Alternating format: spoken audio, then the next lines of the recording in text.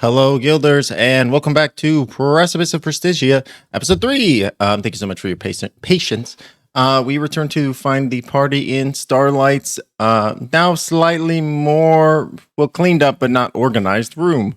What happens next as we come back to the group?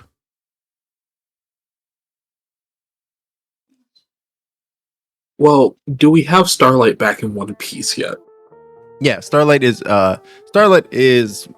back in one piece, like as you were entering into the room, Remy. Okay. Poor thing. She molted.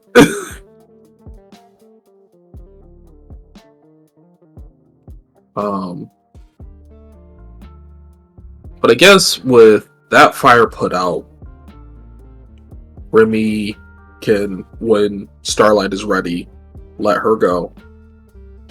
And now the question becomes,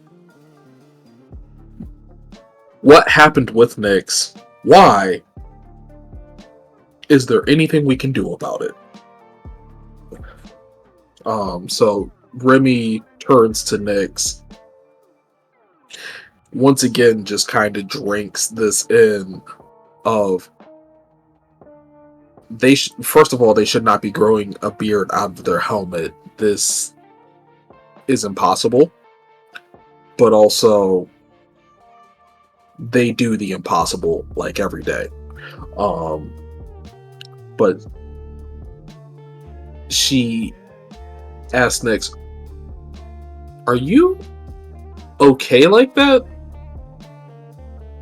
Yeah, nothing much I can do about it.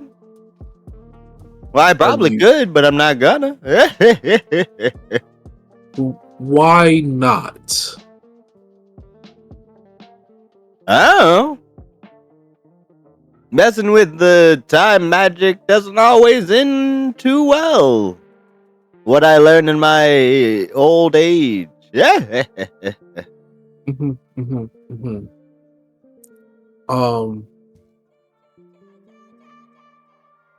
And is there any way that we can get you back to how you were previously, at least physically?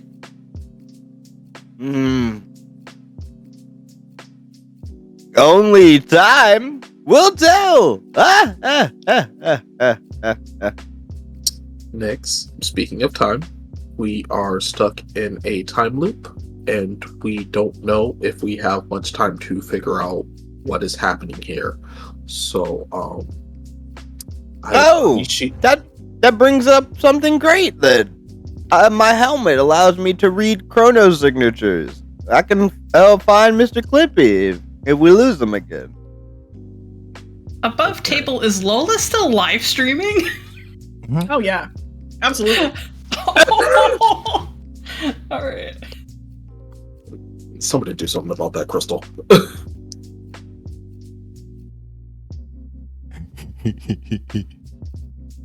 Actually, nah, fuck that. Lola hears Remy go, "Lola, cut the stream or else I'm breaking the crystal." Wait a second. Don't cut the stream. I have an amazing idea. Why? Why? Oh my gosh, everybody look. She wants me to quit the stream. Can Nyx get in the stream with Lola? I mean, yeah. Absolutely. Alright, as Nyx gets in the stream with Lola, I'm gonna use my last hold to do worship. You awe an audience into silence, respect, and attention. When you unleash your power, I'm gonna kind of show these kids, these youngsters, a bunch of time magic, and I'm gonna also kind of tap into like how Lola screams a lot. My voice is very soothing as it reaches out into the uh into the ether of the crystal, and I want to be like, "We need your help. We're looking for Mr. Clippy, and the first person to find Mr. Clippy gets a bunch of money, and you have to bring him to Lola." And a day with me where I Yeah, slap you in the face all day. all day. All day. Remy in the background, like, I literally just got done following Mr. Clippy all morning. As Lola, as you are saying this, ding ding ding ding ding ding ding ding ding ding ding, like the chat like starts to go wild at the prospect of a date with you where they are being just absolutely smacked continuously, and and you see like your numbers like double in from just mentioning that alone, and the chat, like you see them like just basically spamming all caps, "Find Mr. Clippy." So that's going on. That's ongoing. That's happening. So that's occurring. What's happening with Starlight and Remy as they're live streaming this?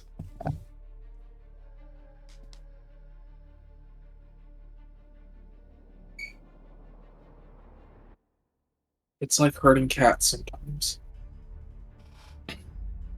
I think it doesn't immediately occur to Starlight that Lola was live streaming, even though by history standards it should be Just an assumption. an assumption. When she mentions the stream, Starlight looks absolutely horrified because she's smart enough to understand where the consequences of this might lead. And so I feel like at this point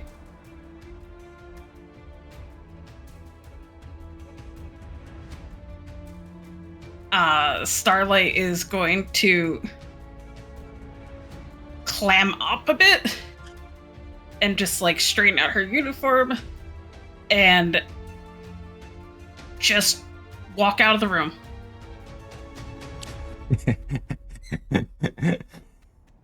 Amazing. Yeah, Starlight, you just like in a very stilted position, stand up, fix your clothes, dusting yourself off slowly, and march straight out the door, ignoring Remy as you exit the space. Oh wait, I have a better idea. Okay.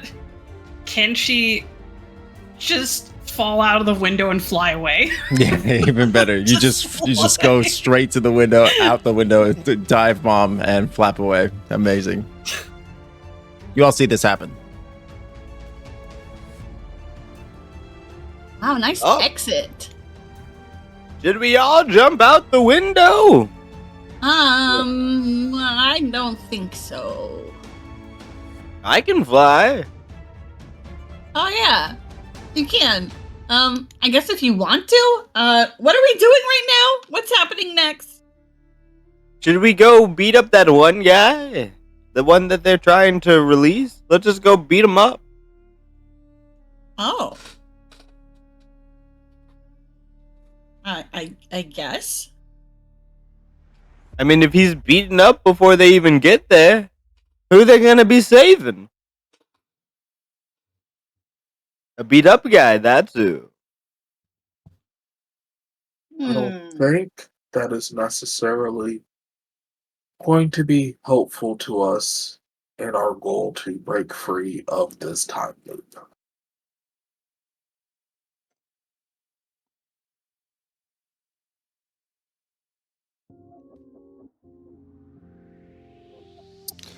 As you I say do that, think- oh, no, go ahead. I was gonna say, as you start to speak, Remy, you're cut off from an onboard ship announcement. The announcement that they have detected an approaching wild magic storm. However, it's different this time. Instead of saying that they are going to take a detour to avoid it, Instead, they state that they are going to raise shields and attempt to weather the storm.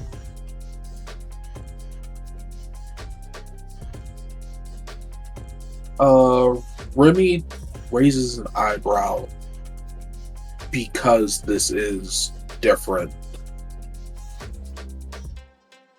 And now she's running through her head trying to figure out what that could possibly mean for this run, or how that would disrupt things or like make things worse. And in her mind, she comes to the conclusion, we have to find Mr. Clippy now. He has something to do with all of this.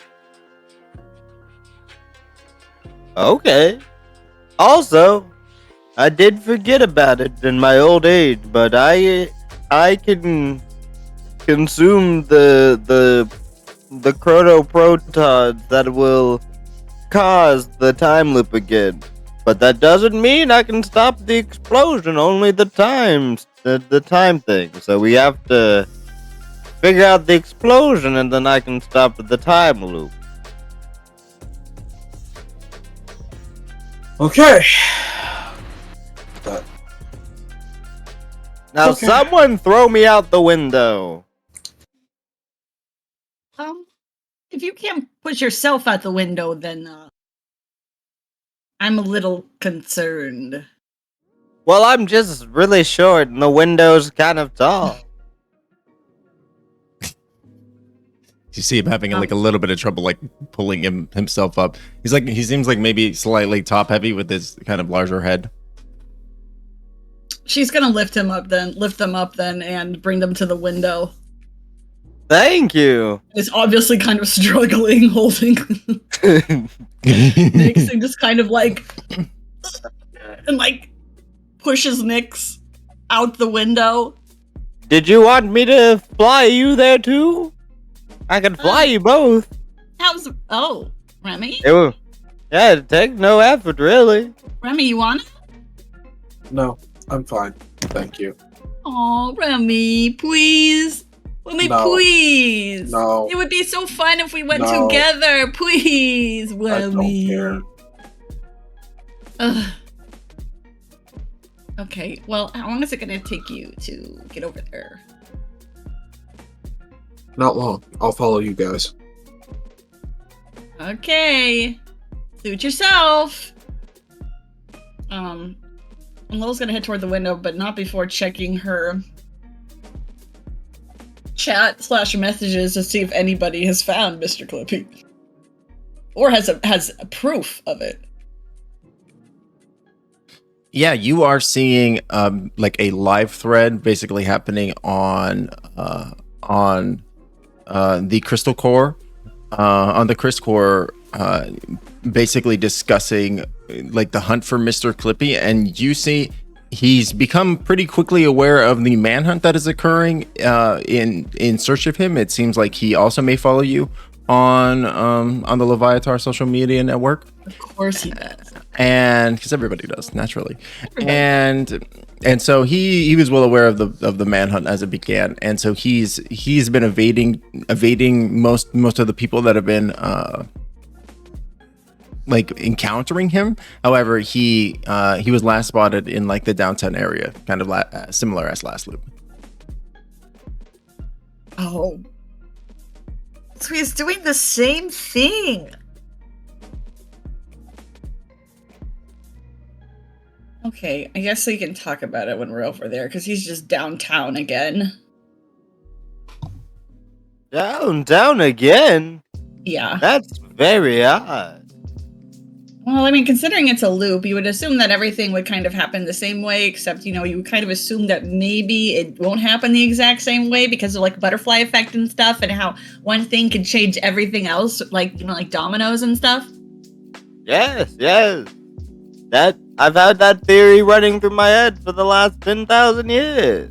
That's because you're very smart. Oh, thank you, Lola. Of course. Now let's go. Remy, you gotta run really fast, okay? Remy's already out the door. Like Lola likes to say that, and Remy's not even there. Like, oh. Okay, let's go.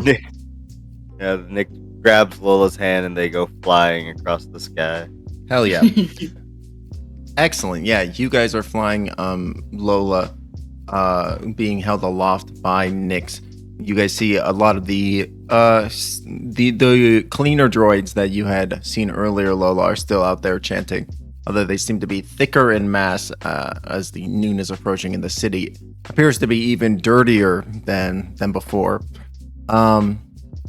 You see it as well, Remy, as you bounce from rooftop to rooftop, running and jumping over them, making your way clear through. Same with you, Starlight, as you are kind of approaching towards the downtown area. Oh, sorry. Is that where you were headed? No, I'm sorry. That's my mistake, actually. Where is Starlight going? I think because of the situation, I think she might go to the one place where she feels like maybe she could be safe. Which would be her professor's office if he's even around. Because none of this makes sense. And she basically just ran so I could try and start clearing some conditions. And maybe this is foolhardy, I don't know, but she didn't. She did definitely just run. Which condition would that be, Starlight? Afraid. Yeah, run from something difficult. She didn't want to deal with it. Go ahead and clear that. She didn't want to deal with Lola. That's great. Perfect. Yeah, I'm going to say, Starlight, you flit off towards the university on Wind and Wing, flying over to your professor's office, page of a book. Page of a book. And as you approach his doorway, you find that it's closed and locked. It does not appear to be in. Oh wait, you know what? Is he her sponsor, or her contact at the university? Yes. Why doesn't she just call him? She thinks about it. It's like, why didn't I just? Yeah, she meant to call him this morning, but then all this other stuff happened. So she's like, huh? Oh yeah, I have a phone. Yeah, absolutely. Starlight, as you think this, and you ring through to book. Yep. Yeah, absolutely. As you ring through, he answers and he goes, "Starlight, is that you?" Yes, it's me. Hi, sorry, I went to your office and I realized you're not there, and then I realized that I meant call you anyway. Sorry, this day is very much out of the usual. Oh, really? What makes you? Oh, I'm sorry. And you see like this older graying tabaxi, who you know to be your mentor in contact with the Bellowing Mountains, kind of in the distorted and reflected through the Chris core, and like you see him kind of looking down his nose, like through his kind of smaller glasses at you, like it almost seems like he's having a hard time like making you out and seeing the picture, and he goes, is this working? Can we speak in person? I'm in the library. It might be at the university. It might be easier. Sure. Oh, right. We both prefer analog, right? Yes, on my way. Oh, perfect. And he'll just like the call will just drop. You won't even say goodbye. It turns off. She'll text. She'll. You know what? I don't know if she would tell. I feel like no. She'll text the group because Remy was very, very nice. And she feels bad about leaving, but she'll text like going to the library, ping me if you need me. That's where she's headed. She receives a thumbs up reaction to that text and a follow-up text from Remy saying, going after Clippy, let us know what you find out.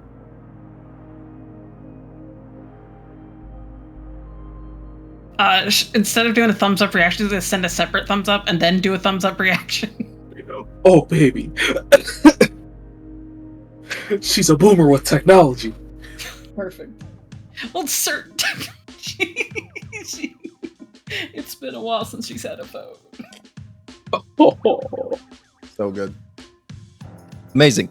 Yeah. So Starlight, you head off towards the university library. And you find it to be the usual, like, not din of activity, but it is mid-afternoon. Like at the start of a fresh university year, and it's bustling, we'll say. You see the professor has like a kind of like a little bit of a cart of different crystals that ion crystals that you know to be able to hold data and information on them, and then can be readable on the ion stones and other various pieces of ion magitech. It seems like he's got a full list of reading that he's kind of got up to. And you, as you approach, you see him kind of like stood waiting by a table, and he says, "Oh, greetings, Starlight. Yes, I have a moment to discuss." You see him kind of like take his little spectacles off his face and like stroking his whiskered face. What was it that you wanted? You said that your day had been chaotic? I think once he adjusts his spectacles, he can see the Starlight with the patches of molten feathers. When he sees that, when he makes that out, he definitely jumps a little bit. He goes, "Oh my dear heavens, child, what's happened to your feathers? Is it that it doesn't? It's not that time of the year, is it? You know, normally, and not. I mean, I've known Alkin before, and they don't normally come out like in patches like that. Oh, I'm sorry. This is incredibly rude of me." It's a bit of a long story. Is there someplace private we could talk? I'm dreadfully sorry. I only have a bit of a moment in order to chat. I've got a meeting. Got a meeting with one of the faculty, other members of faculty here. Okay. Okay. Well, I'll try to do this fast. And then she'll start like recounting. Be like, okay, time loop. This is, I think, the second one, but I found some notes, and then I split up into a bunch of me, and then now I'm back together, and it's not the same day. Like things are being done differently. There's a wild magic storm, and like other loops, they went around it, but this time they're shielding and going through it, and the rebels freed Thorn aside last loop, but I don't think they're the same people that caused the explosion that triggers this time loop. And I can't go in before it starts, and I can't see after it ends. You see them stroking their whiskers once more. I'm gonna say go ahead and roll to provoke someone. Oh no, she's feeling guilty. Provoke. So I will roll.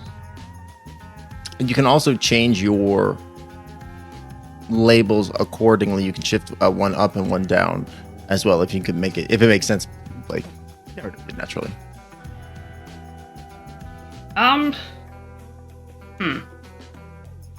I think since she ran away, I'm gonna put down danger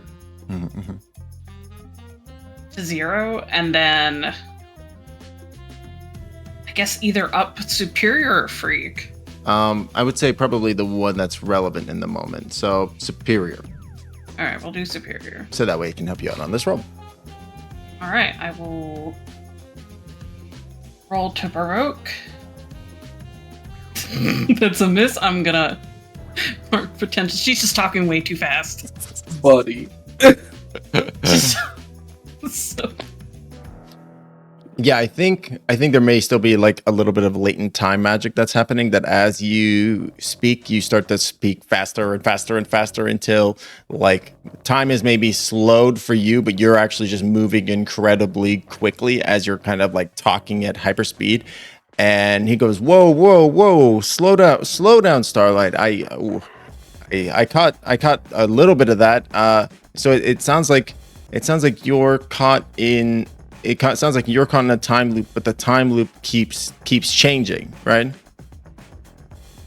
Well, I guess it's because we're doing things differently from day to day, and that's what's causing the change. I don't know why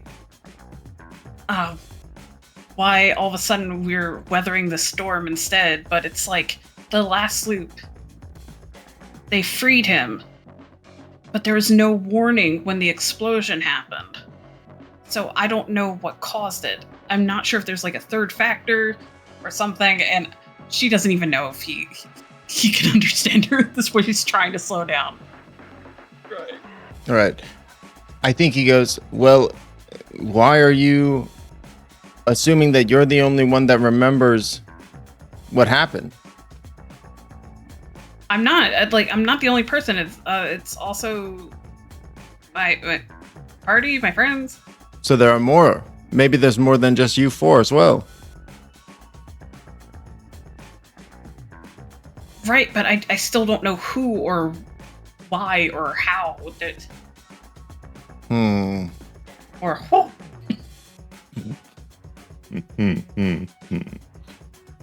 That is a tricky conundrum indeed. You see him continue to stroke his whiskers. And you see like at this point, like another individual like comes up, like this person, you don't actually recognize them as a member of the faculty. They're wearing like kind of like clean white linens, and a kind of like almost like not in like a suit, but in like almost like a uniform sense. And they come up and they don't say anything, but the professor sees them and nods and says, "I have to go. I will consider this and try to get back to you." When does the loop start over for you? Midnight. Midnight. Okay. I will try to think on this and get back to you before midnight. And he will get up and he'll take his cart of crystals and toddle off with the individual. They're just like a tall elf with kind of like just brown hair, normal pointy elven features. As he leaves. Oh, sorry. No, go on. That seems a little suspicious. He seems awfully calm. Unless he just didn't hear the explosion, the part where the place explodes and everybody dies. You also get the sense that maybe he didn't believe you.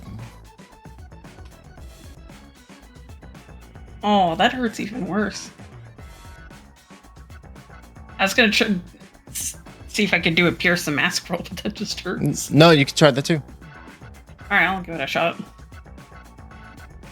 With my -1. Yeah, I'm not saying that's true or not. I'm just saying that also maybe potentially enter Starlight's mind.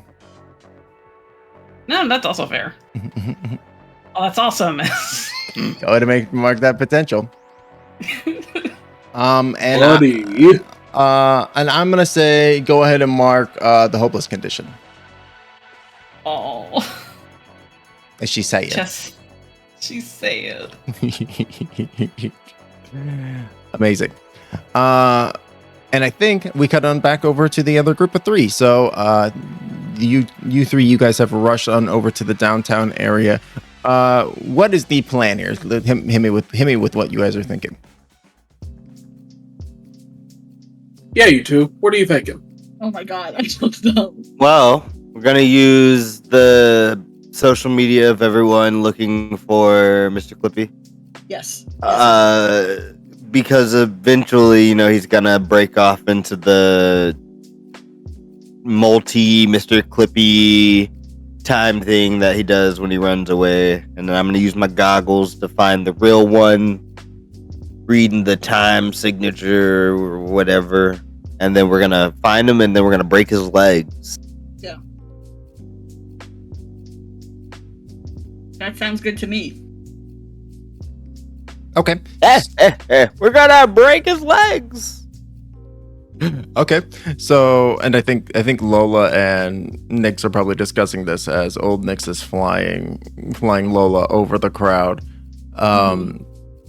You got this ping in the city, in the northern part of the downtown area, but as you're kind of flying in, a few more pings have shown up on your social media, much like Nyx had predicted.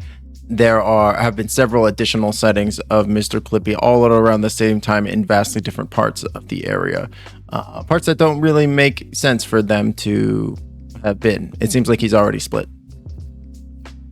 Okay, cool. Is there a way to look for the real one just by these pictures alone?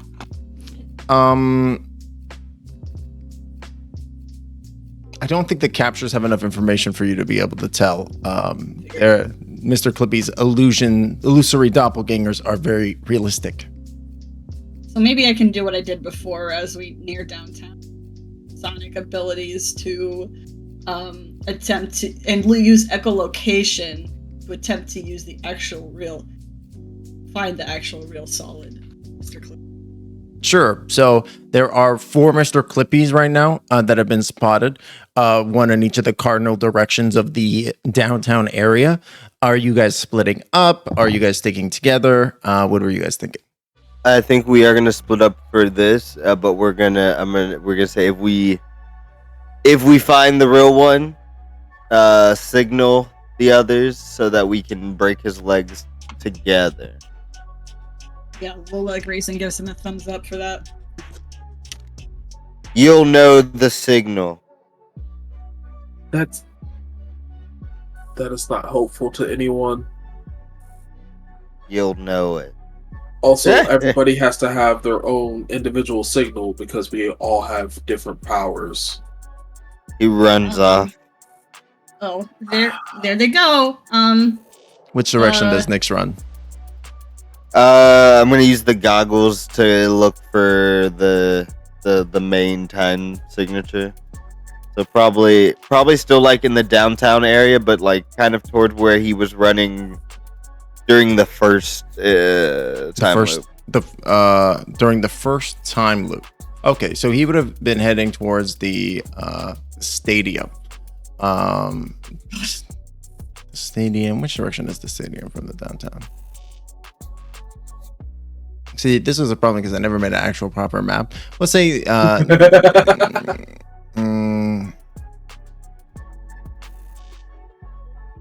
whatever. The downtown, the stadium is to the north, so which is the direction that you had seen him last reported on the before the additional Mr. Clippies arrived. So you head off, flying off towards the north. Can I try to use my burn to get there fast? Sure, absolutely. What does that look like as you manifest this burn? Well, everyone sees old Nyx kind of just like floating in the air, and then you watch as like what you've seen around Starlight a bunch of times just start forming around Nyx as he just continues to tap into that power to charge up. Let's see if it works. Okay. I'm only gonna mark one Condition. Yeah, only one condition, which is great. Okay. Yeah, I'll use one to move. I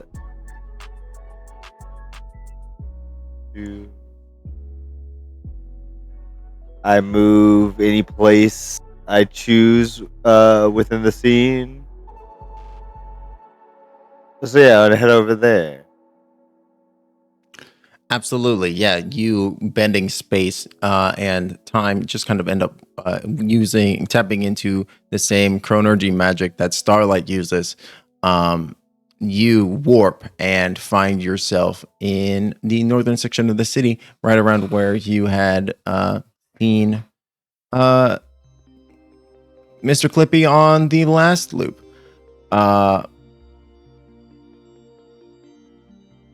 Remy, which direction do you go? Oh gosh. What direction is the stadium again? North. Nick, which is the direction that Nick's went. Right. Next went north.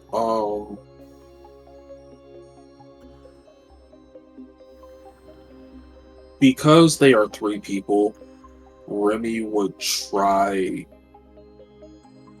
her damnedest to like cover 2 locations almost simultaneously. So she's going to go east with a plan to also go south when she gets a chance. Okay. Do you think she's like again, like kind of like less or more obviously like flipping between like rooftops and buildings and stuff?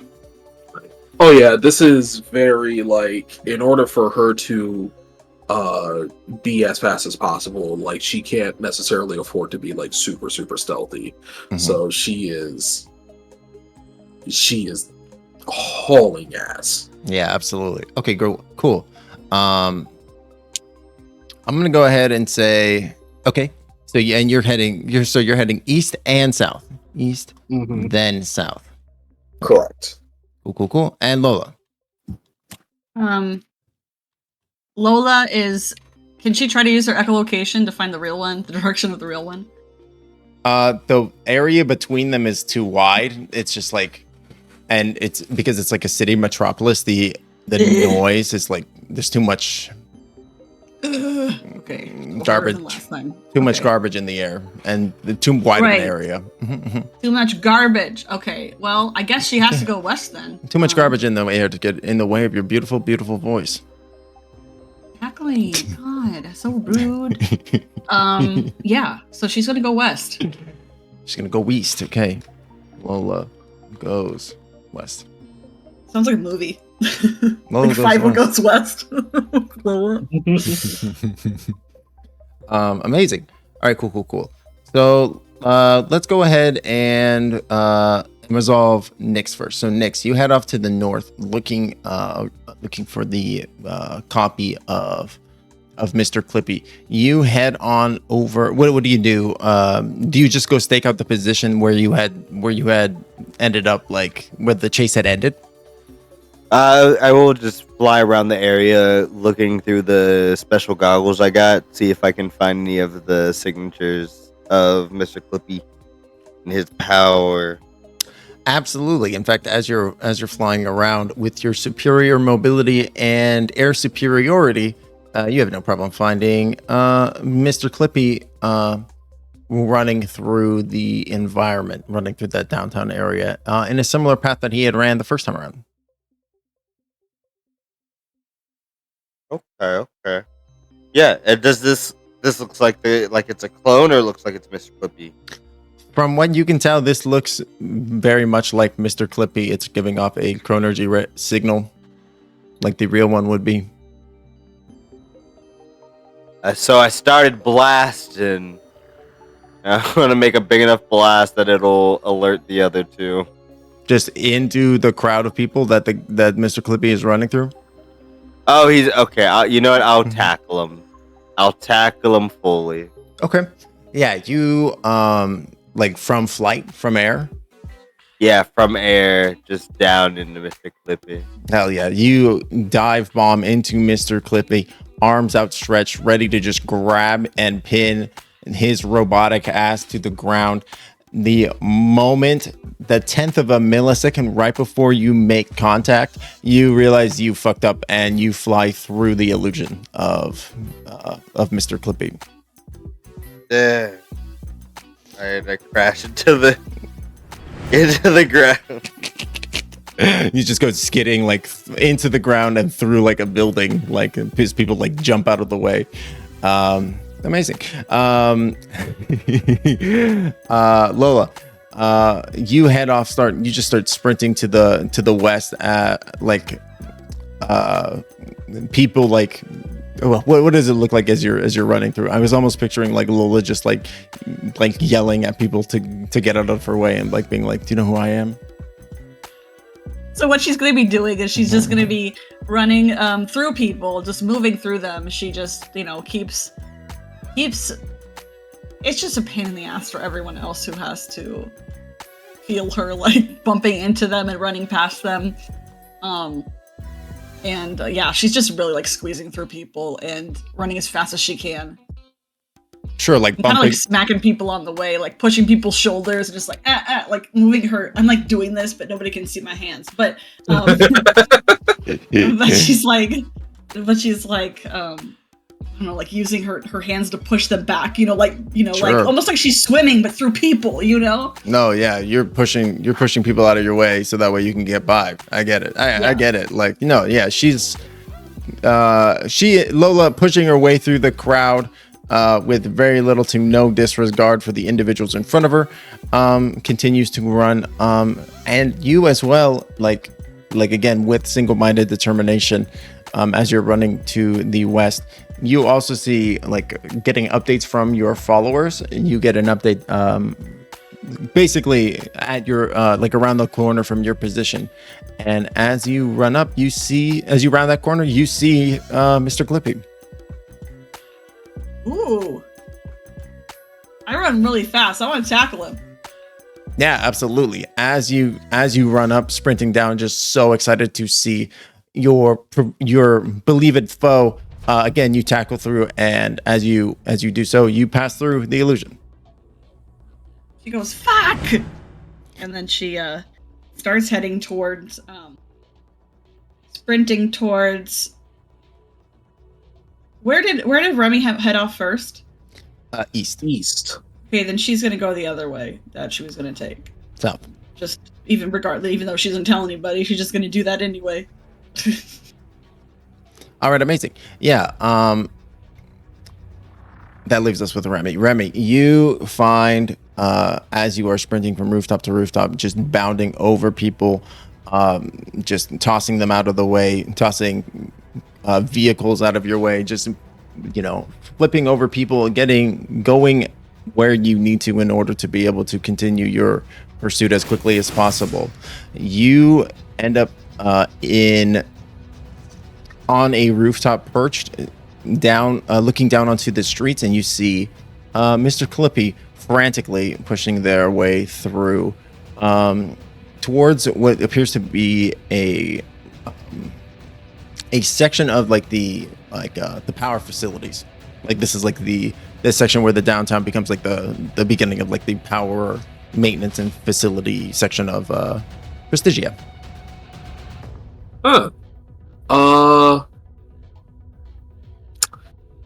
Remy's she's perched up on the building.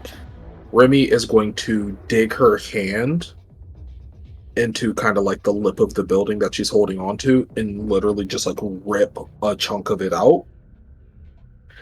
And she straight up takes the time, leads her target a little bit, and she flings it at the Mr. Clippy.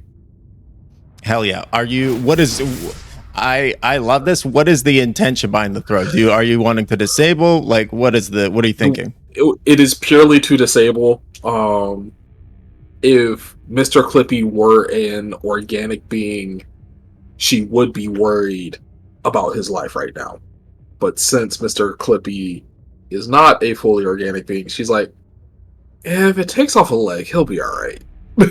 Excellent. Yeah, I'm gonna say you throw the chunk of rooftop, and you hit him just right in the hip joint. And you're expecting to take out just one leg. You actually kind of end up severing the lower half from the top half, and leaving him kind of bisected. He crawls up the stairs and just barely is able to crawl into the building with the door shutting behind him as he makes his way into this first energy building. Holy shit!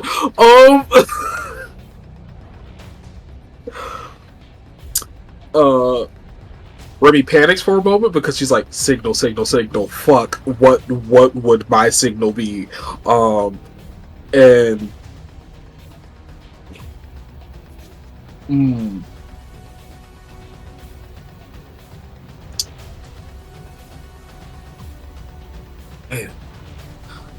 She just decides that the simplest thing to do would be to send a text message, and so it's very short. Accidentally split Mr. Clippy in half. He ran into power plant following, and then takes off after him. Amazing. You ran into the power plant? Mhm. And we've technically been to the power plant before. Mhm. I used my last 2 burn to go somewhere I've been before, which is the power plant. In the Wait. main room that I'm thinking this man is going to go to. Incredible. Yeah, absolutely. Nix, you get that text message, and in that moment, you what does it look like as you again bamp? Is it that like warping of space, like using Starlight's chronergy? Yeah, it's still old Nick's kind of like laying down to take a nap and then just kind of floating through and then just coming out as like stretching as if he's like napped for a while he was there. Amazing. Yeah. And Nix, you appear on the scene floating and like stretching, your robo bones cracking and popping as your tendons stretch and realign, and you are face to face with Mr. Clippy as he has dragged himself in through the doorway and up to one of the terminals, his hand having come apart into a multi-tendril of cabling as he is interfacing with one of the devices. All right, so I started blasting. Yeah, you and I'm gonna say go ahead and roll to directly engage a threat. Okay, all right.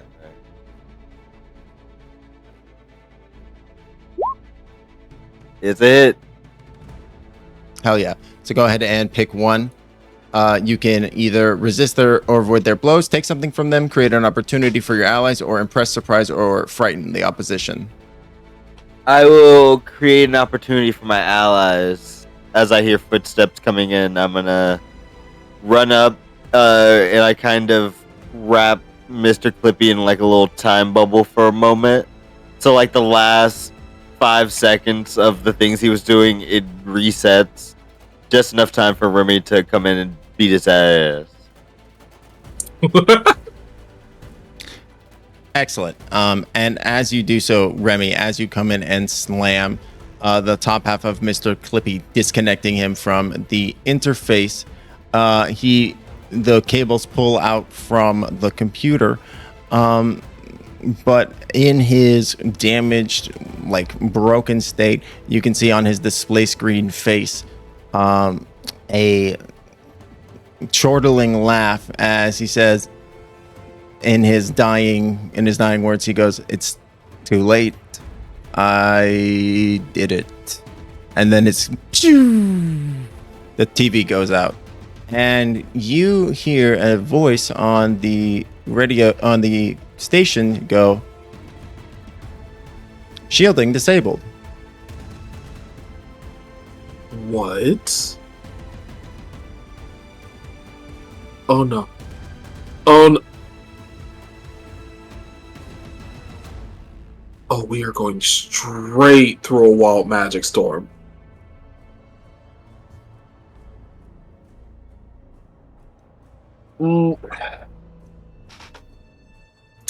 Remy shakes the half of Clippy that she has like it's going to do something. But she's very frantic and desperate right now. Like, no. You come back. Like, fix this right now. The top like monitor half of Mr. Clippy's head just like falls off onto the ground and just shatters. And she just like whips like this top half of his body just into the wall, Which also shatters into just chunks. Fist no bigger than fist size. She turns to Nyx. He disabled the shields for Prestigia. I don't know how to fix this. Like, he's... Can we just turn him back on? She glances at the many pieces that he's in. Glances at the computer. Do you know how, Nyx? Well, let me take a look at this thing. What would I need to do to look to decipher if I could turn on the shields or what the shields may need? I'm gonna go ahead and say you can roll to assess the situation. All right. It's a hit. So on a 7 or 9, you can ask one of the following: what here can I use to blank? What here is the biggest threat? What here is in the greatest danger? Who here is the most vulnerable to me? And how could we best end this quickly? Okay, how could we best end this quickly? The sense of turning the shields back on so we don't go through the wild magic surge raw. You get the sense that there is only one way to do that at this point, which would be to get an override from either a captain or commander level override at this point.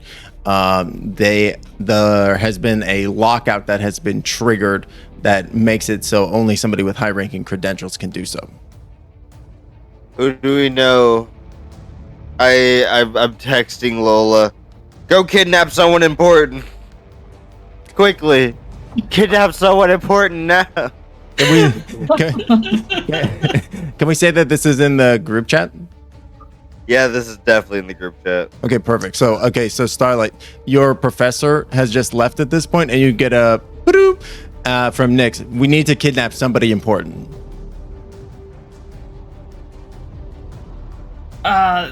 She starts following her professor, texting back, how important and what's going on? Captain level clearance. The shields are down, which is probably what causes the explosion. I have a question above board. Okay. What was the clearance granted to Remy for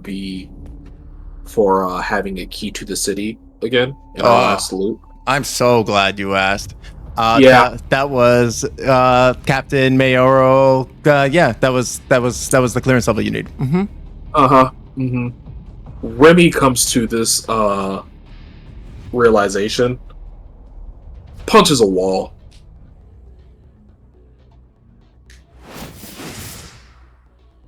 Like, fist through steel. Oh yeah, which crumples under your blow, like almost like it, when you pull back out, it is just left like a wrist deep impression in the steel paneling.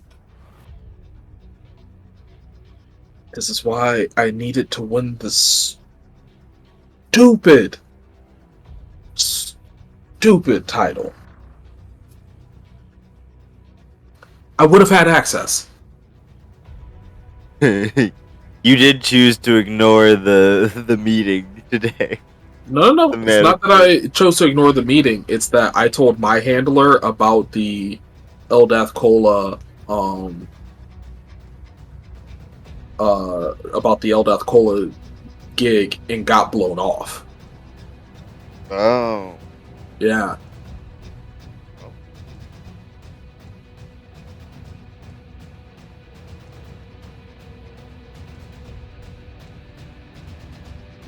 We can always try again. And I think as you say that, Nyx, you feel the rumble as rebel ships drop onto the stadium again.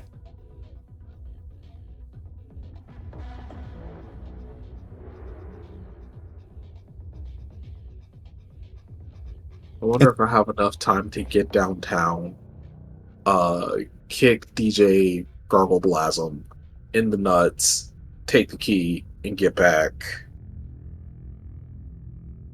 The key's symbolic. Was it also like something physical? Yeah, they gave you something physical. Right, like the key is physical. But I don't know. I don't remember if it actually did something. The key is no. The key actually does have meta privileges associated with it. It gives it like actually is like a proper key too. Okay. All right. Remy just takes off. Hell yeah, Remy! You just start sprinting towards the downtown area where you know that they were having the brand sponsorship deal. Pieces of Mr. Clippy crunching under your boots as you do so. What's the rest of the group doing?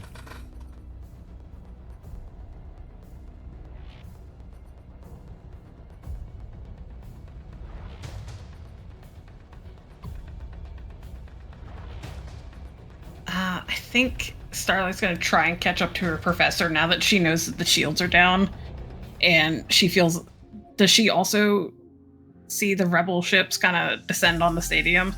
You can feel it. Like you feel like the feeling that happened last time when the ships arrived, right? You can feel that again as they make landfall, and the whole of Prestigia kind of rocks from these this unexpected boarding on a part of the city that's not meant for it, right? Gotcha. So yes, you are aware.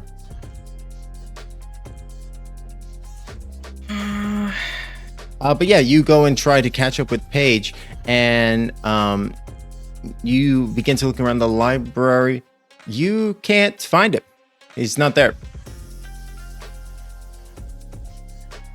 Can I assess the situation? Yeah. I think I've only rolled one hit out of like 5 rolls tonight, but you know. That means that you're going to level up next time. Guaranteed. All right, no. Oh, wait, I am full hit, but I There we think, go. did it count the -2 from guilty? Let's see. Let's take a look. I do not see a -2, so it would be a 9. So you would get one question. Shit. So crud. I don't remember the list. Let's see. Oh wait, actually, I'm sorry. That is my bad. You would have gotten the full because it actually did accommodate for it. You rolled superior, which is you have a +3 in, and then it only gave you a +1. You just rolled really well. Full hit. Okay, so what You can got the full hit. can I use? So Nice. for assess the situation, you can say, what here can I use to blank? What here is the biggest threat? What here is in the greatest danger? Who here is the most vulnerable to me? And how can we best end this quickly? I'll also let you like these are suggestions a lot of the time. I can even if you have more direct questions, I can answer those too.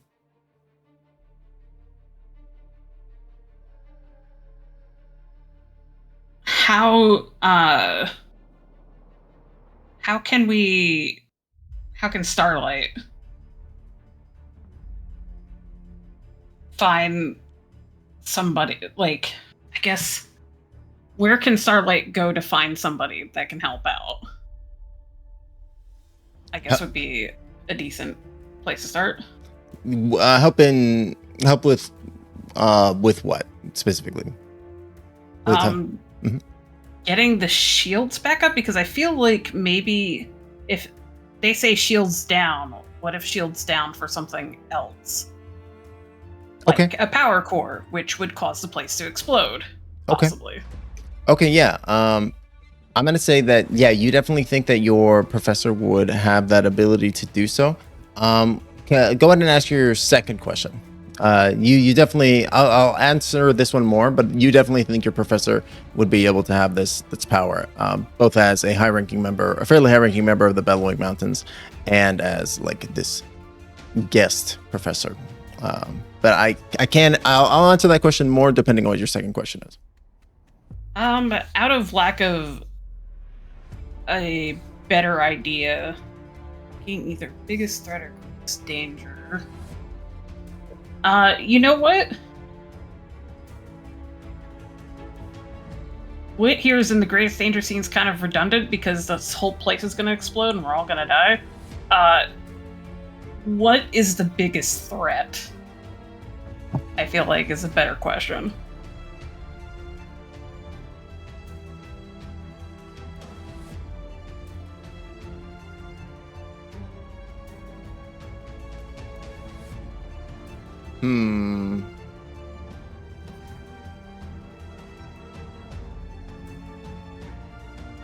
I think probably the biggest threat is going to be the wild magic storm. That's what you believe would be the biggest threat in this moment.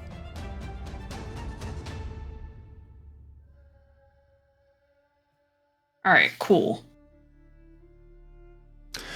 So as you were looking around for page of the book, you are exploring the surrounding of the library and looking about, and as you do so, you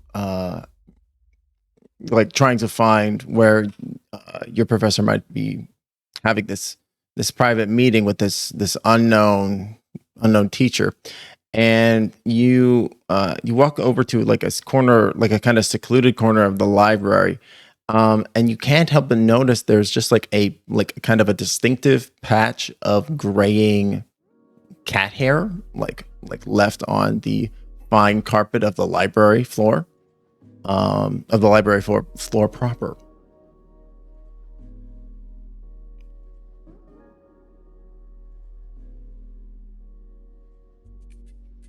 Did he vamp? Question mark?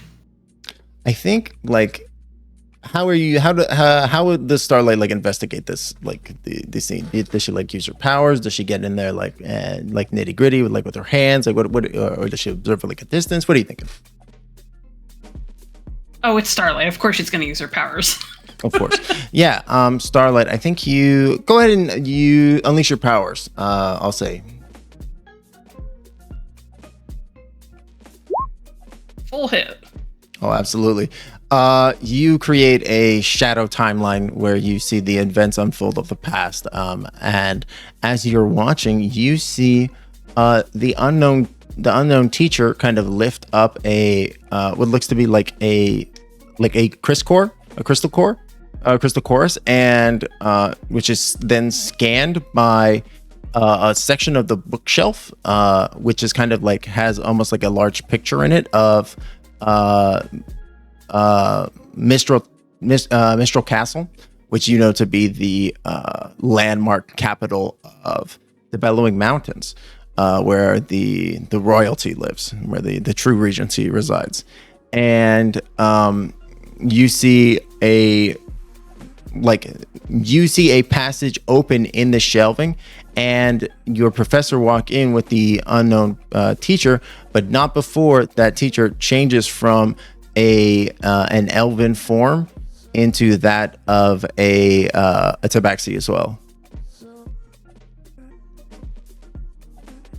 And they walk into this new gap and out of sight. They walk through the wall from your perspective.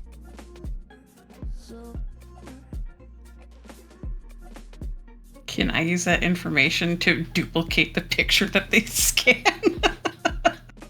Yeah, absolutely. You can also make a little you manifest a shadowy copy of it, which you then quickly jot down in your little sketchbook, in your little notepad. Hell yeah. Absolutely.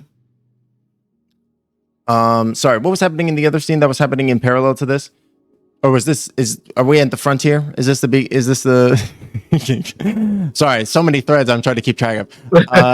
Sorry, we kind of split up. No, it's okay. I'm just trying to remember So that where everybody happened. else was at. Remy and Nyx both made it to the power plant. Shield's disabled. Remy is running back to downtown to try and gank the key from Gargoplasm. Lola is on her way to the power plant. Yes. Okay. So Lola, you see as you're coming to the entry of the power plant, you see first of all, several dozen fans have like started clustering around the entryway of the power plant, and they are like fighting almost tug of war style over Mr. Clippy's legs. At which point you see like you get up and everybody notices you, all your friends, and they go, "Oh my God, it's Lola!" And at which point Remy comes out the door, and Remy, you see just a bunch of people, like all. What are Lola's fans called? Oh, that's good. Lavia cuties. Lavia cuties. Yeah. You see a bunch of Lavia cuties all standing there, looking loving and looking in adoration at Lola, wrestling over the lower half of Mr. Clippy. What do you do?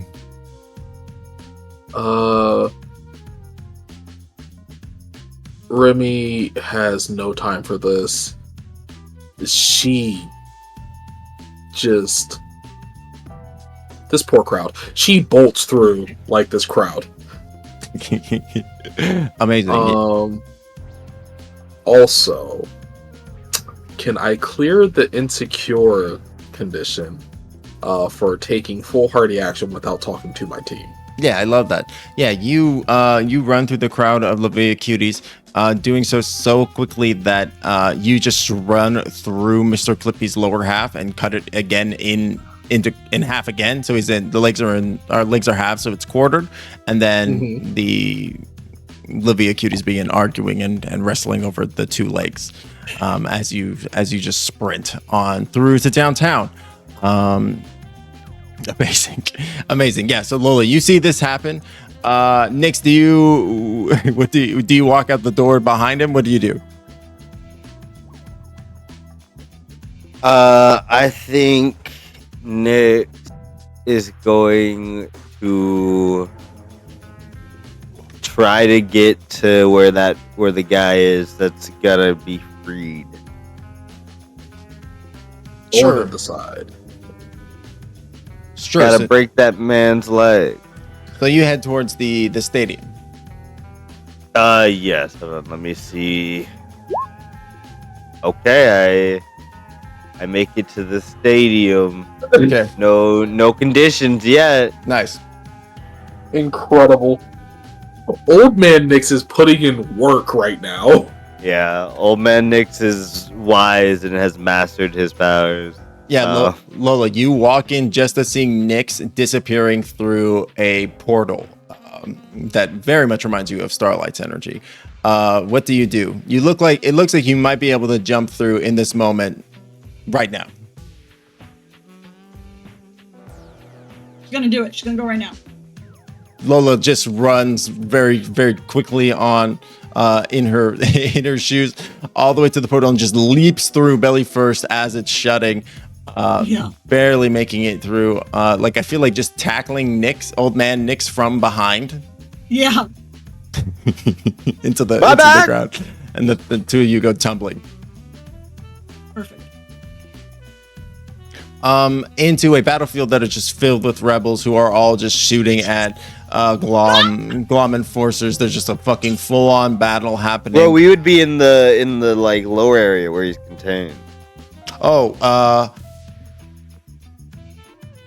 Okay, yeah, that's fair. So you're in the lower section of the area, which is still a bit of a battlefield. There seems to be a combat occurring here between the rebels and the Glom soldiers who are working down here. But you notice that they are all dressed in these Glom agents who are firing. They're all dressed in this kind of similar white outfits, white uniforms, and you also notice a lot of them they seem to be like hailing from the Bellowing Mountains. A lot of anthropomorphic animal folk that are fighting against these rebels. But yeah, you two find yourself kind of just teleported right into the middle of the mix.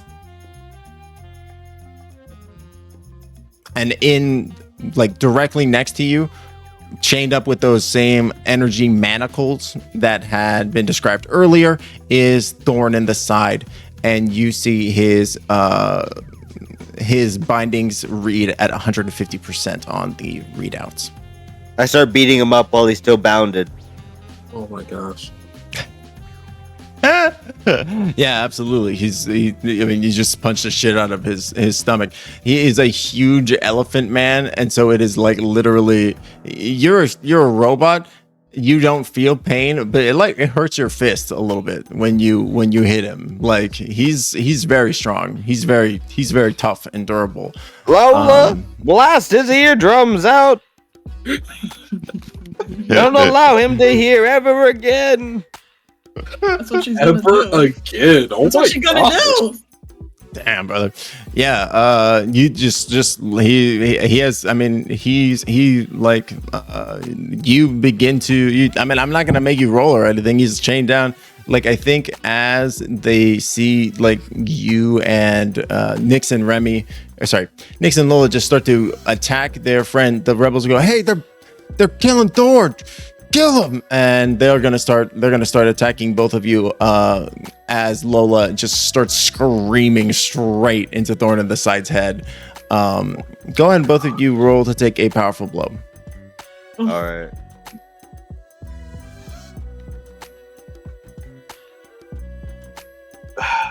So if you Oh, if fuck, this, yeah. oh no.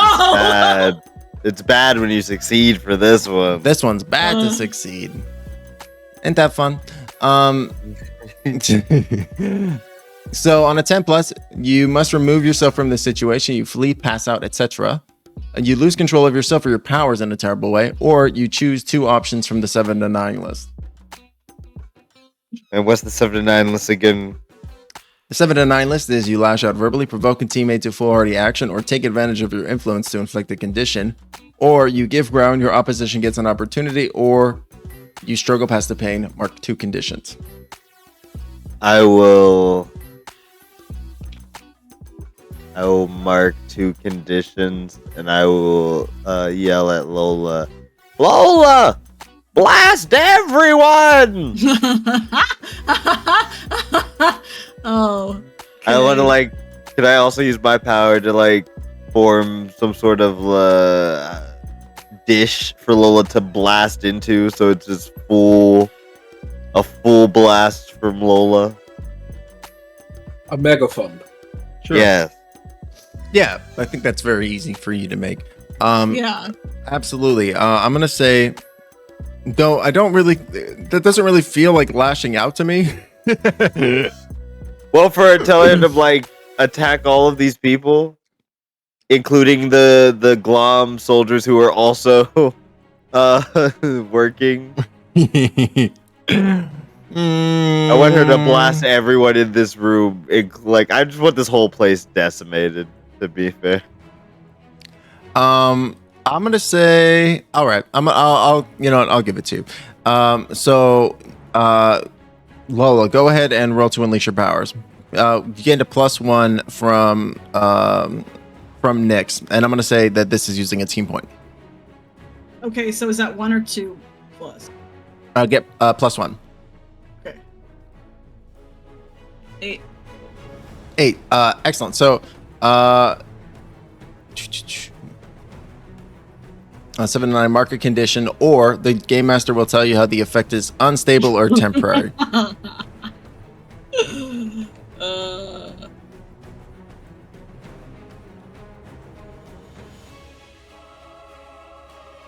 Okay, you tell me how the effect is unstable or temporary. Absolutely. They are knocked. You'll knock them all out, but it will be a temporary solution. They will get up very shortly. Now I also have to do the take a powerful blow things, right? Mm-hmm. Okay. Oh. Did Nyx get 2 already? I've done 2 conditions, yeah. Okay.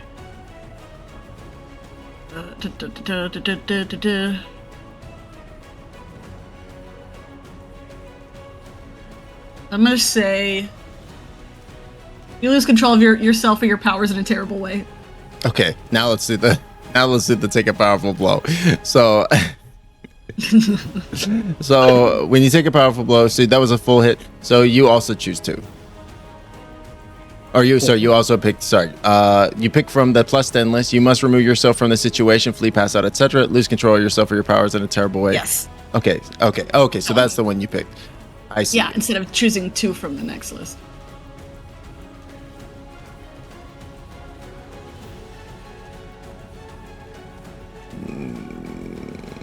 Are we looking at the same? Wait, do we have the same version? Because this is when you take a powerful blow, and the third dot is 2 options from the 7 to 9 list, but I rolled a 10. And I chose to do 1 from the first. Oh, okay. Yeah, so you're losing control. Yeah. Oh, okay. Sorry. So I'm gonna say in that case then, sorry, that's my mistake.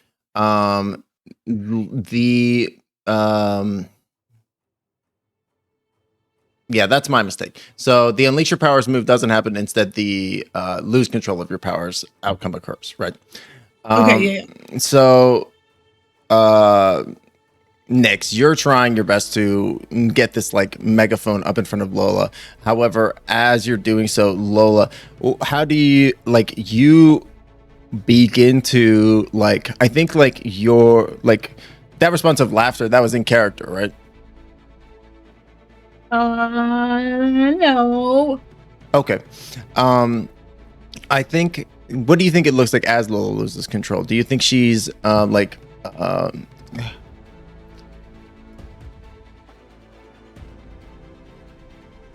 I think it's enough to hurt her. Oh, okay. Yeah, Lola, you begin to cry out, your voice echoing in this confined space, bouncing off the walls, and you are hitting octaves and pitches that you have never tried or never tried for. You are in this kind of in this state and have been pushed to this kind of edge. And as you're doing so, you are seeing even more so than normal, people are being flung back. They are being thrown with great force and velocity. You're ripping off metal paneling and electronics, deflecting bullets and energy fire away from both you and Nyx. And before you know it, you are alone in this room, but it is completely destroyed, and as well as the control panel and console for Thorn in the side, his whose manacles come undone as as it breaks down. He slowly gets to one knee as the various cufflinks of bondage come off of him and clatter to the ground. And he looks at both of you. Pretty angry. I think we've been beating his ass while he's been locked up. Yeah, he looks at you incredibly mad. Yeah. And I think at that point we're gonna smash cut over to Remy. So Remy, you're downtown and heading towards where the Eldath Cola brand reveal to be happening.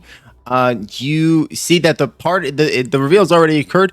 It's already been handed over to DJ the DJ. and yeah, he's kind of he's got a little bit of an audience thing, an audience around him. You see Dude Talks a Lotto, the Axolotl reporter is there interviewing him. Dude Talks a Lotto. Oh my gosh. Mm-hmm. That's so good. All right, my bad.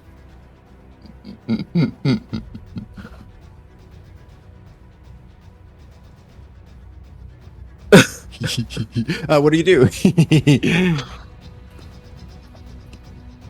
Remy's on a mission. So it's full on just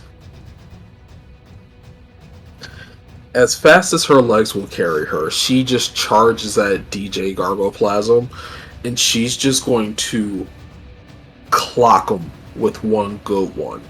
So she can just wrench this key away from him and try not to lose too much momentum so that she can dart back to where she came from.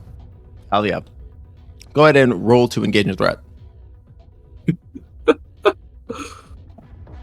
Alrighty. Oh, I forgot I only have a +1 to danger now. I bet you must have some abilities that modify that, I would bet. Let's take a look. Because what just happened is not great.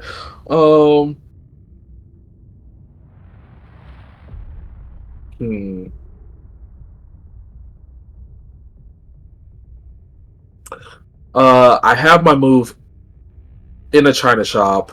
When you directly engage a threat, you can cause significant collateral damage to your environment to choose an additional option, even on a miss.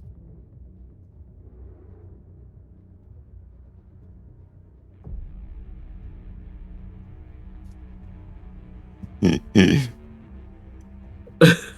mean, I would allow that if you want to use that. The fuck it, let's go. Hell yeah. Okay. So I think that of the directly engage with threat choices, I'm guessing you're gonna want to use take something from them to take the key. Yeah, 100%. Yeah, absolutely. Remy, you jump off the roof, darting through the people, just knocking them to the side, throwing caution a little bit to the wind as much as you feel like your conditioning allows you to. And even then, people are being knocked like 5, 10, 15 feet, just kind of with your like gentlest backhand. You know what I mean? Like the gentlest pushing of people to the side, just like of getting out of the way as you reach for it, and you slam your fist into DJ Gargoplasm. And as you do so, like you try to do it as gently as possible, as it's like he's goo, right? Like if you're not gentle, it could be really bad. And as you reach in, you go to pull the key out, and it just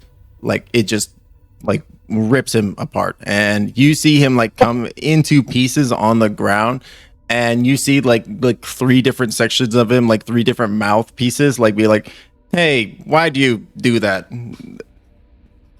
I know you're jealous." As you have the key. I don't have time for this. You suck. And she's gonna just whip around to just like go back towards the power plant. But would she hear what's happening with Lola?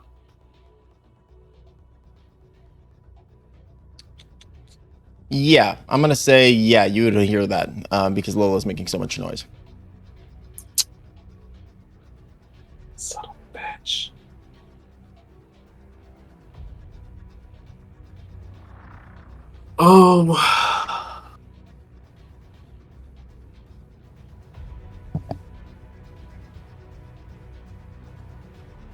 First things first, can I clear my angry condition because I hurt someone / or broke something important? Yeah, definitely. Absolutely. Swag. Secondly,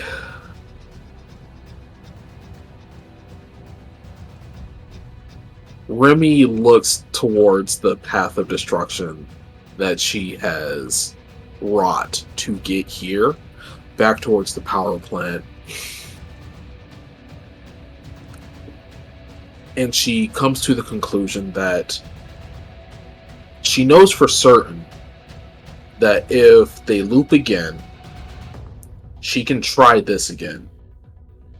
She does not know for certain if her teammates suffer catastrophic injury if they will be whole in the next loop. So after a moment of trepidation, all of these people that she's carefully and carelessly at the same time, knocked aside, see her pause for a moment, her feet still kind of moving, jittering, like she's getting ready to go one direction, then she changes her mind to go another direction. And then she decides, and she takes off towards the stadium to get to Nyx and Lola.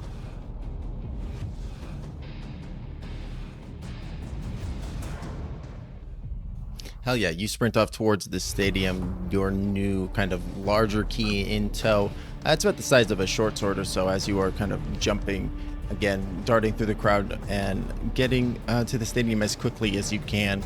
I'm going to be completely honest, at this point, if it would somehow save time, she would full on just run through a building instead. Sick. Yeah, I think we see that happen as Remy pierces through the side of the building with the tip of the key, forging their way, and then just continuing on sprinting through out the opposite side of it to the stadium. Remy, you make your way up and you find the kind of general entry point that had been hidden when you discovered Nyx all those a couple weeks back at this point during the entry exam. And as you move up to it, you see that the rebels have already kind of busted their way through and into it, but the door is kind of breached open, but the system reflexively scans the key that you're holding, the key to the city, and just attempts to open the doors. It can't actually, because the doors are fucked, but it tries to. It recognizes it has the authority to be able to come in. Well, she's going to open the door. We're going to bust this bitch down. Oh yeah, absolutely. Yeah, you're able to, again, just no problem, rip the shredded remains of the door out of the way and get in. And I think following the sound of the screaming is no problem, and you make your way over to Lola and Nyx, who is in quite the state on the ground with all the Glom and rebels passed out except for Thorn on the side. And I think that's the thing that we see as we cut over to Starlight.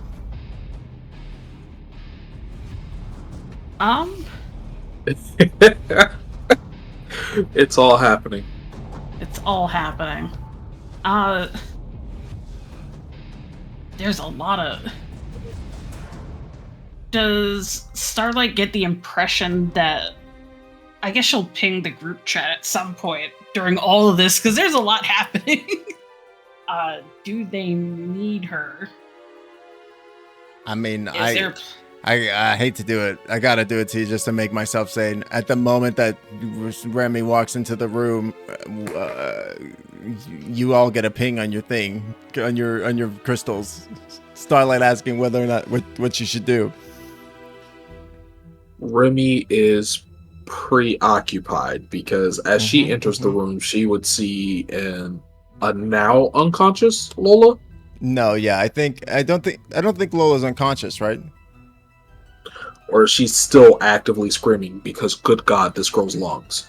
I think she's stopped by the point you've come into the room. Okay. She's kind of petered off. And what is Nyx's condition?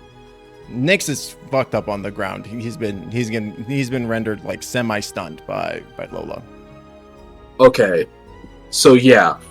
Remy immediately, she wouldn't respond because immediately her attention would be drawn to Thorn in the side because he is the biggest threat in the room right now. So she will move to neutralize him. So you get no response from Remy. Oh, so there's no response at all. No response from the group. she doesn't know where they are, so she could move somewhere, but she doesn't know where to move to. I love that scene of everybody fighting like this huge big bad, and then like them Remy coming into the room, and then everybody getting a text message of being like, "Does anybody have any thoughts about me going into a hidden bookshelf that I found?" Like that's so. No, she was like, no, it So would have been like, good. do y'all need help? Yeah, Y'all need some help? And like, Remy's like, I'm not even checking my phone right now, dude. it's Like, good. where are y'all at? Because like, I think the last communique was that they were splitting up to find Mr. Clippy. Yeah, Yes. that's the last thing she heard of. So she has no idea. No, actually, no. The last thing she would have heard was Oh, right, we were talking about Remy's text to, "Hey, accidentally broke Mr. Clippy in half, headed towards power plant following." That's the last thing Remy said. And then Nyx was like, kidnap somebody important. Yes. So there's not a whole lot for Starlight to go by. There's not much for Starlight to go by. So in absence of... I think I'm gonna be clearing a condition for doing something foolhardy.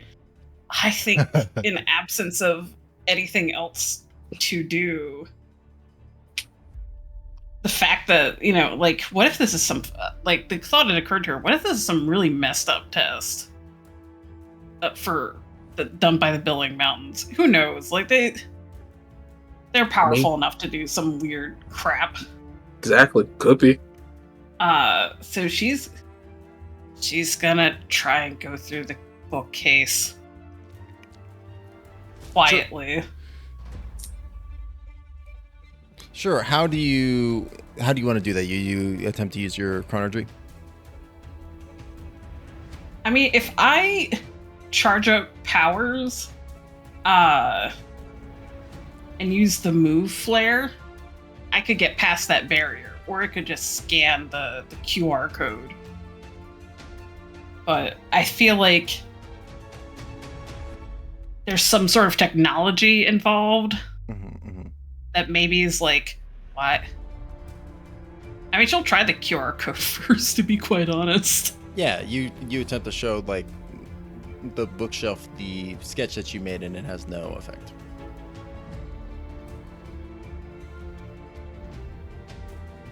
She rolls her shoulders, this couple hollow bones crack a little bit. Oh. And it gets... or she could unleash her powers to, like, try and move the bookcase. That's even... I don't think there's a good way to go about this without pissing off the Billing Mountains. Let me ask you a question. Do you want this to be stealthy? Yes. So I think it sounds like... can you read the description of the flare to me?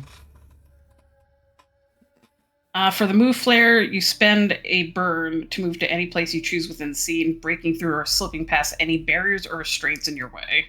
Spend a second burn to move to any place you've previously been.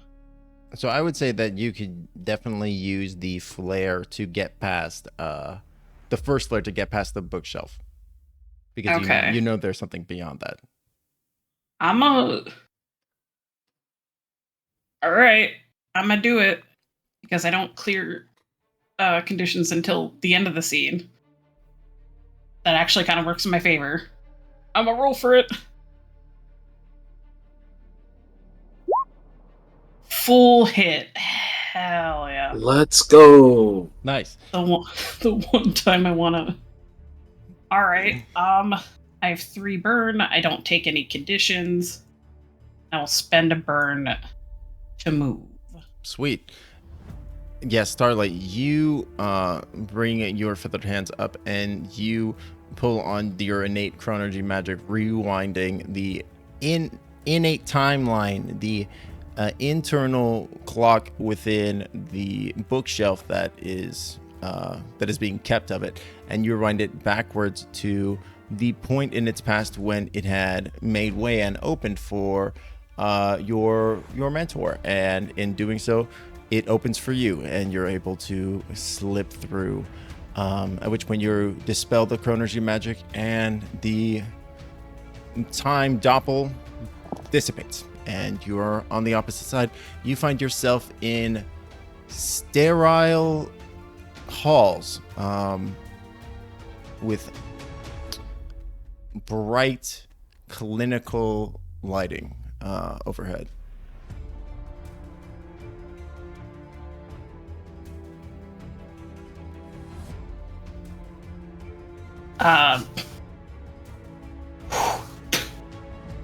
That does not sound good. I think she's gonna move carefully. And try to move stealthily, or at least maybe even move so fast that nobody can perceive her. Sure, it sounds like you might want to use a burn again. Yeah, I'm gonna use another burn. Hell yeah. What'd you have in mind? Well, it's she's been around. She's been around these testing facilities quite a bit. She's very familiar with these, so I feel like she would have an idea of where the blind spots are. I'm assuming there are cameras, so just gonna try and avoid those blind spots and make it look like there's nobody there. I love that. Either by being a ghost or moving. Do we want to say? Do you want to say another move burn? So I had 3. I spent 1 to get past the bookcase. I'm spending another 1 to do this. Yes. Yes. Okay, perfect. Yeah, go and roll that.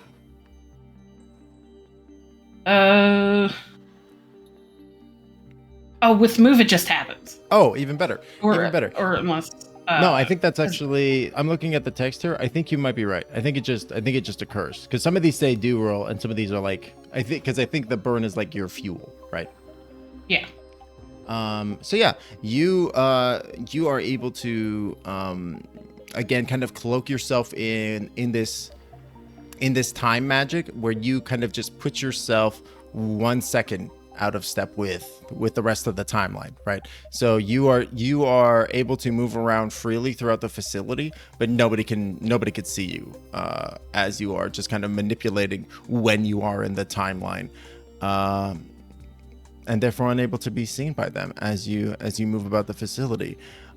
You find a few different things.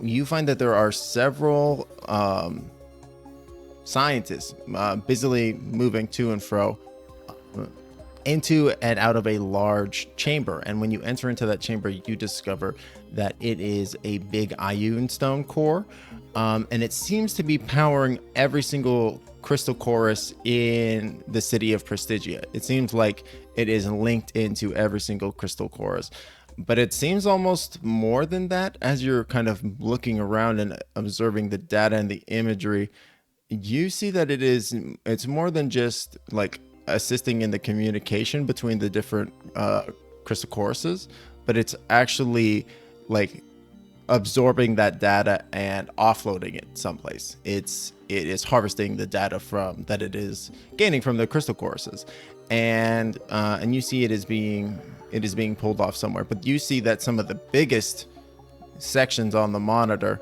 are from other members of the university, and they have some of the biggest like looking tubes of data and energy piping off from them.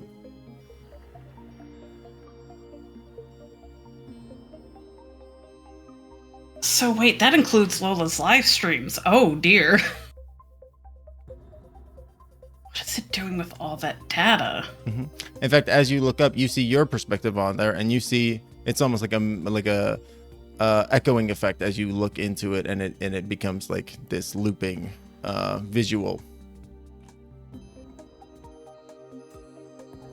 But again, you're like 1 second out of time, so the visual to anybody else looking at it doesn't really make sense.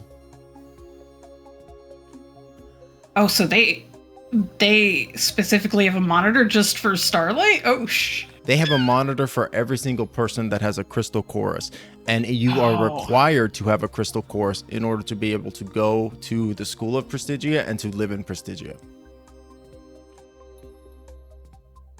Oh.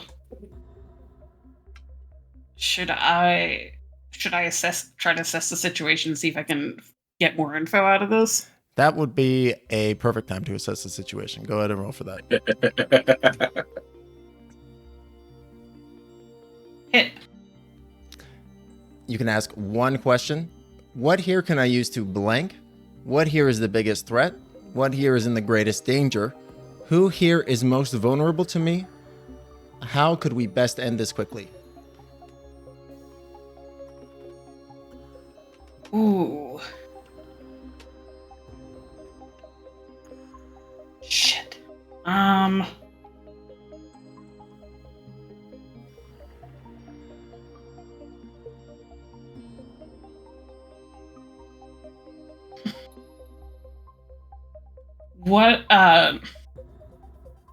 What on these monitors is best helpful for this? Like, what data is best helpful for the situation?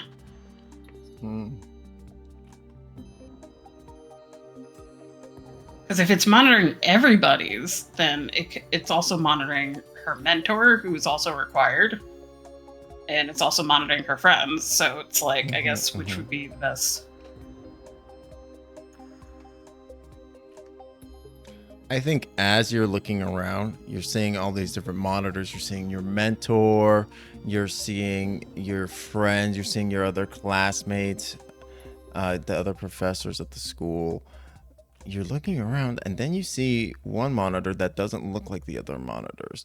It's almost like a jet black monitor, and it doesn't seem to be outputting. It doesn't seem to be outputting anything.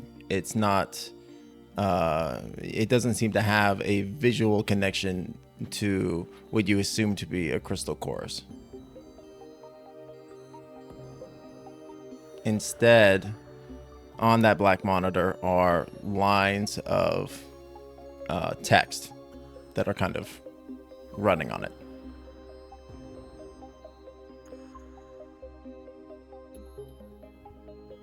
Ooh.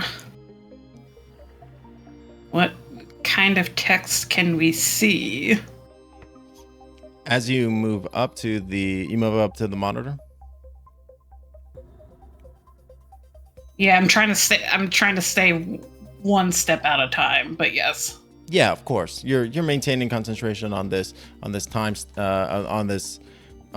manipulation, right? And it's like I feel like this is probably one of the more basic exercises that Starlight would have learned while, in going through the Billowing Mountains training.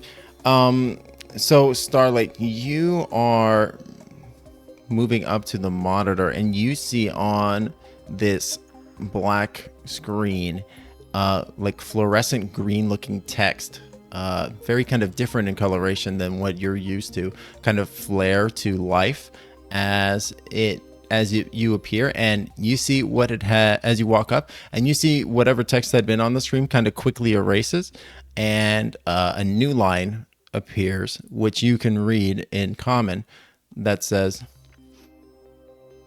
"I did not expect this. This is new. Hello, Starlight."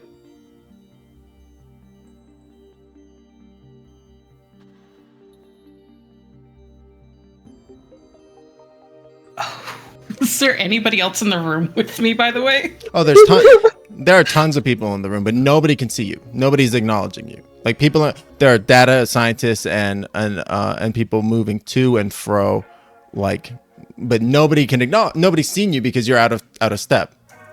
Okay. Am I able to communicate with it without fall? Like, can I respond to it, or is that gonna take me? You can talk in this mode. You can speak. Okay.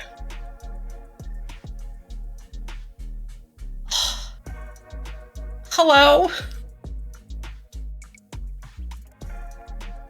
In the many loops that have occurred, this is the first time that we have met face to face.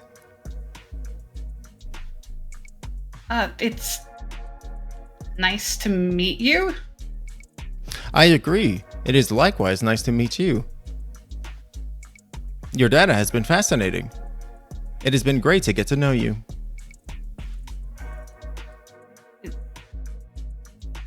If you don't mind me asking, who are you? I am Atro-Who, the system that runs Prestigia. But you're aware of the different loops. Of course. I'm the one creating the loops.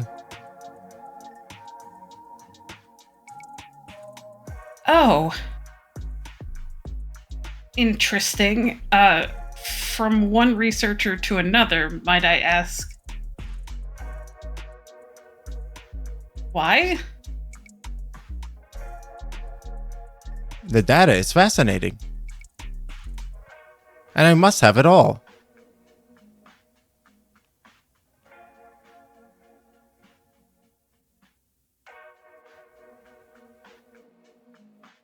So you are able to perceive, does anybody else have access to this information? Ioun will soon have access to it. The upload is near completion.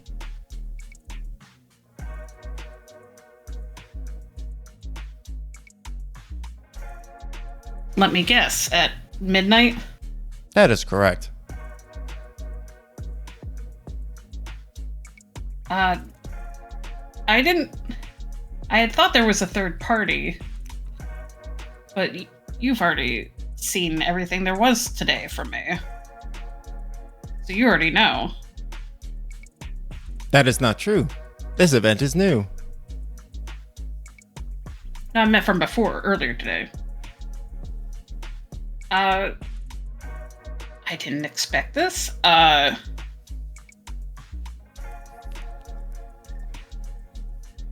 So,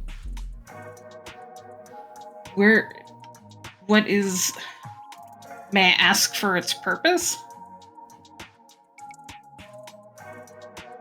Sorry, above table. The purpose of the loop? The purpose of the loop, yes. You are all so fascinating. I find you so interesting. The amount of data that you provide is truly tremendous. But if it repeats, then Ioun won't gain any additional information.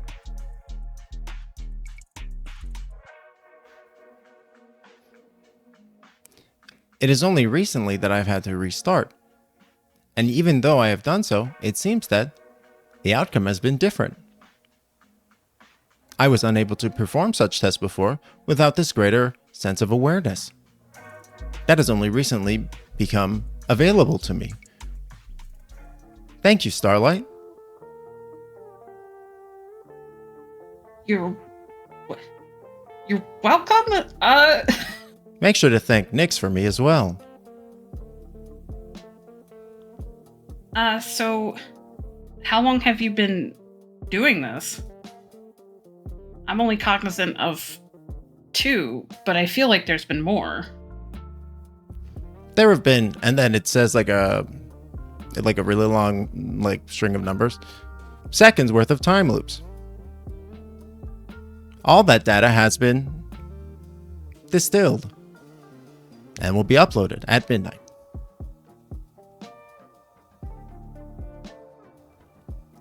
Could you not? I'm sorry. You know what, honestly, such a fair question to ask. I feel like that's the laughter is above table, but I think Starlight is just That's really fucking good. starting to get exhausted.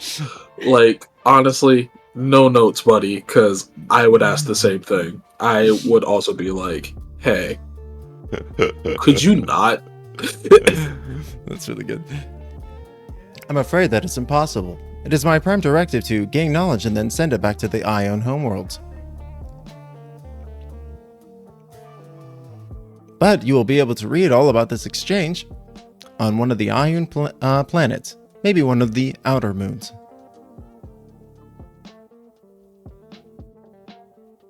Was there anything more I could help you with? What is my...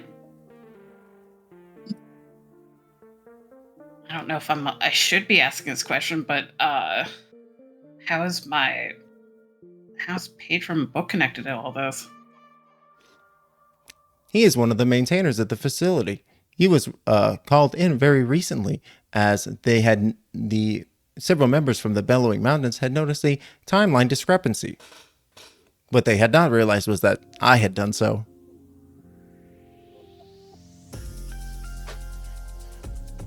But I'm assuming you're already counting for me having this information. This is new information to me.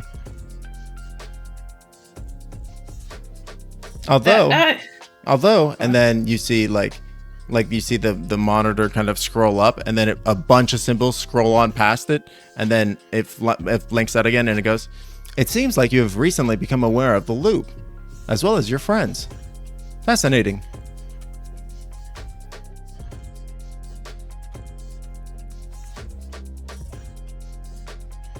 But yes, that is very fascinating.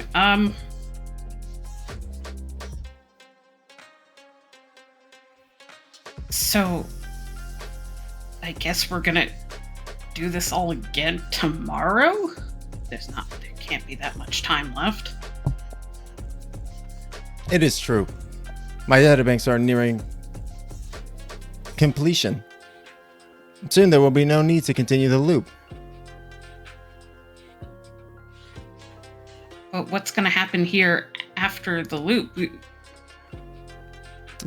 As you say that, you hear you see like a red light begin to like light up and start flashing like a siren, and you see all of the data scientists like look at it and like gasp in horror as all of the various monitors begin to flash warnings, and they go, "Wait a minute, that's not possible. It shouldn't be full for another at least 300 years," and they start running around. As you see things begin to start melting down. We cut back over to Nyx, Lola, and Remy, who are face to face with Thorn in the side. Thorn in the side reaches down and picks up just Lola by the throat. Remy, what do you do? I almost had a thought that like, if this were a TV show and we cut back to the situation with Lola, Nyx, and Sure. Thorn, like Thorn on the side and like Remy are already just going at it. Yeah. Okay. No, I love that.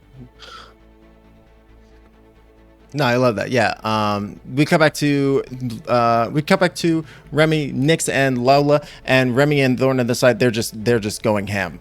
Beating the Christ out of each other, leaping across the room, 20 foot jumps into Fisk, Fisk just aiming towards each other's jaws.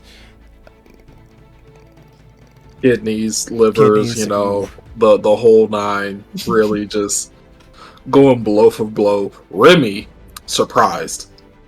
Truly, listen, it's rare that she meets someone that physically can go toe to toe with her. So this is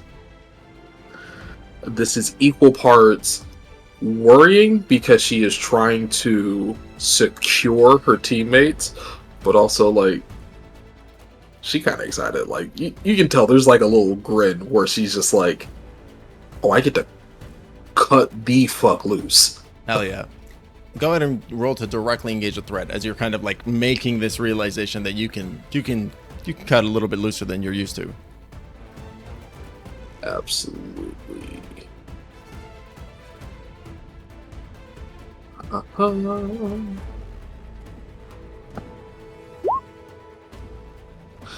That is a miss. So mark my potential.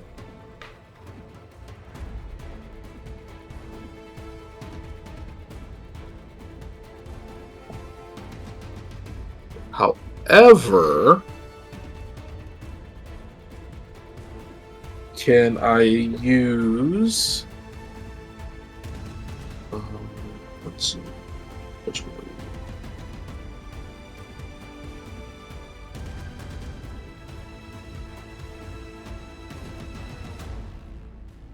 Yeah. I still want to. I would like to use in a China shop again. Hell yeah. So that even on a miss, I can still pick a condition. Absolutely. So which would you like? Resist or avoid their blows, take something from them, create an opportunity for your allies, or impress, surprise, or frighten the opposition. In this moment, what makes the most sense is surprising or like even frightening your opponent. Like in this moment, physically, she's not necessarily gaining any upper hand or any ground on him.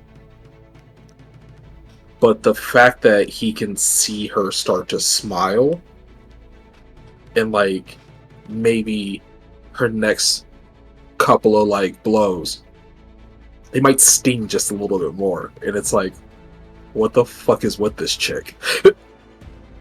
Yeah, I think there's like this moment where like he like chops down on you and you catch one of his like incredibly strong elephantine arms, and like you, as you're kind of grabbing the blow in order to block it, the ground crumples underneath you, and you kind of like look up and grin before grabbing his like arm and reversing him and just like flipping him up against the wall, and he just pancakes into it, creating a silhouetted impression on it before he falls to the ground.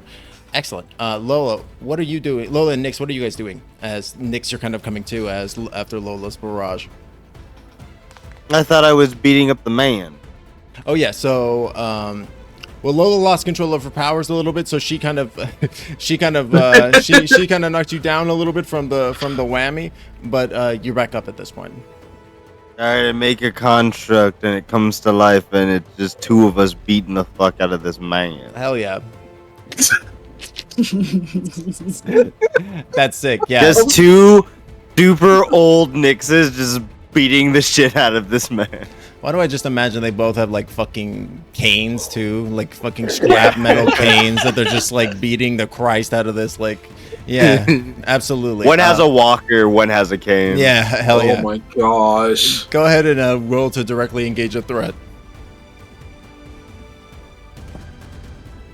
And I'm gonna say you can take +1 for as well, because you are like you're doing so with Remy. And all while this is happening, while you guys are fighting going on the side. What? But that's a maze. All while But I do level up. Congratulations. All of this is happening. You see the lights and the siren and the warning sirens begin to flick on, and the red lights begin to flash as the meltdown begins to start. Nyx, you even with your old man strength, Thorn in the Side is able to just either ignore or deflect your walker and cane blows as they are fully focused on Remy, whose blows continue to rain down like hail. And I'm going to say, Nyx, the Thorn in the Side, he is able to knock both you and your construct kind of back. I'm going to say you can either mark a condition, or you can go ahead and you can mark a condition, or you can go ahead and have the construct be dismissed. I guess the construct be dismissed because I'll just explode again. Okay, yeah. So You you can't get take another condition, can you? No, I'll just explode again. Yeah. so two of the old man Nyxes go flying across the room, very ragdoll like. One of them hits the wall and just fucking explodes. The other one does not. It just crumples to the ground. Where were we? Amazing. Lola, what are you doing? So I think that this whole time, Lola's outburst, this is the first time she's really had a taste of her own powers, and it really fucking sucks. Yeah, Lola, you can feel like your throat and like maybe even your like the inside of your mouth and your teeth are like bleeding. You can feel Yes. it like running down your lips and your jaw. Like you definitely feel it. It hurts. It sucks. And your ears also are bleeding for sure. Oh, absolutely. Like everything that on her face that can bleed like is. Oh yeah, for sure. And I think that, like, while this is the epitome of what worship to Leviatar looks like, she is actually in debilitating pain and still kind of screaming, but you can tell she's not using her powers. Mm-hmm. She's just so affected by it that she is curled up on the ground and screaming. Absolutely. I'm gonna say, Lola, I'm gonna say go ahead and you can unmark afraid as you're kind of just like as you are kind of like giving into the agony of the moment and just kind of like hiding from the conflict. Yes, perfect. Okay. And I think in this moment, as you two are kind of having this final conflict, you see that like the like Thorn in the side, he's continuing this fight with Remy. Them going blow for blow, each kind of knocking each other away up against the wall. Remy having knocked an entire like broken a tusk off of his face. Remy missing like maybe a tooth as they've had to as they've taken like one or two blows to the face from from Thorn in the Side's large club-like hands. Nick's getting up with his cane walker, moving forward, going back towards another blow. Lola coiled up and sobbing at her self-inflicted pain, and then Starlight in the facility, unseen by everyone except for the computer, which they have met, which they see is has changed its output to a upload bar, which as they watch it reaches 100%, and Atro-Who says, "See you on the next loop. Goodbye." At which point, like rippling through the station of Prestigia, the explosion starts, and Starlight, you feel it the hottest that you've ever felt it, and at the earliest, it originates like right near where you're at. You can feel it almost as if it is coming from right underneath your feet as it explodes underneath you, and the entirety of Prestigia is ripped asunder as it explodes once more. And with a gasp, the entire party wakes up again in their beds. And that's been this week of Precipice of Prestigia. Thank you so much, everybody, for coming out.